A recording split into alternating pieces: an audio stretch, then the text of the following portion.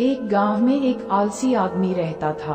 वह कुछ काम धाम नहीं करता था, बस दिन भर निठैला बैठकर सोचता रहता था कि किसी तरह कुछ खाने को मिल जाए।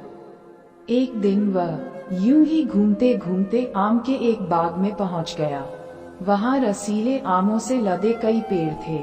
रसीले आम देख उसके मुंह में पानी आ गया और आम तोड़ने वह एक पेड़ पर चढ़ गया। लेकिन जैसे ही वह पेड़ पर चढ़ा, बाग का मालिक वहां आ पहुंचा।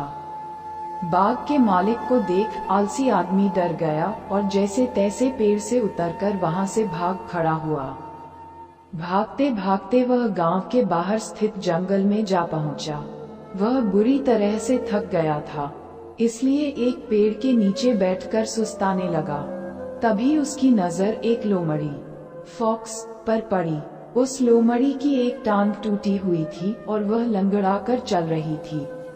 लोमड़ी को देख आलसी आदमी सोचने लगा कि ऐसी हालत में भी इस जंगली जानवरों से भरे जंगल में ये लोमड़ी बच कैसे गई, इसका अब तक शिकार कैसे नहीं हुआ। जिज्ञासा में वह एक पेड़ पर चढ़ गया और वहां बैठकर देखने लगा कि अब इस लोमड़ी के साथ आगे क्या होगा। कुछ ही पल बीते थे कि पूरा जंगल शेर, लायन की भयंकर दहाड़ से गूंज उठा, जिसे सुनकर सारे जानवर डरकर भागने लगे। लेकिन लोमड़ी अपनी टूटी टांग के साथ भाग नहीं सकती थी। वह वहीं खड़ी रही। शेर लोमड़ी के पास आने लगा।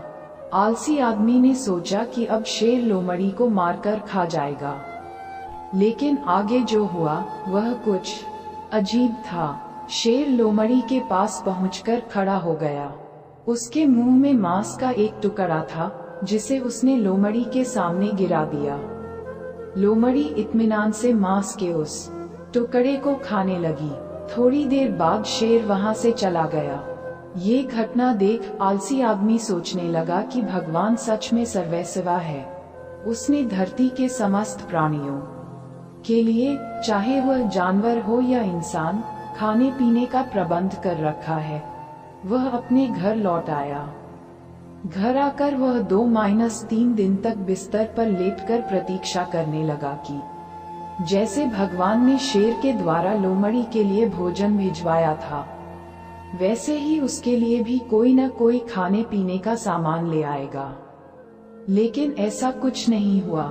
भूख से उसकी हालात खराब होने लगी। आखिरकार उसे घर से बाहर निकलना ही पड़ा।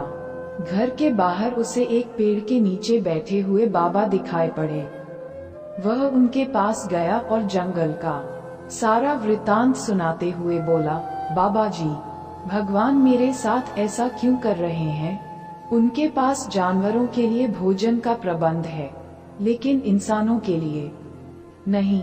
बाबा जी ने उत्तर दिया, बेटा, ऐसी बात नहीं है। भगवान के पास सारे प्रबंध है, दूसरों की तरह तुम्हारे लिए भी।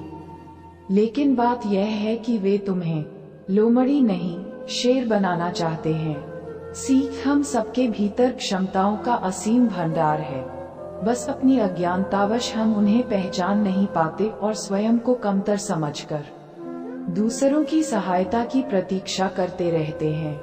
स्वयं की क्षमता पहचानिए, दूसरों की सहायता की प्रतीक्षा मत करिए।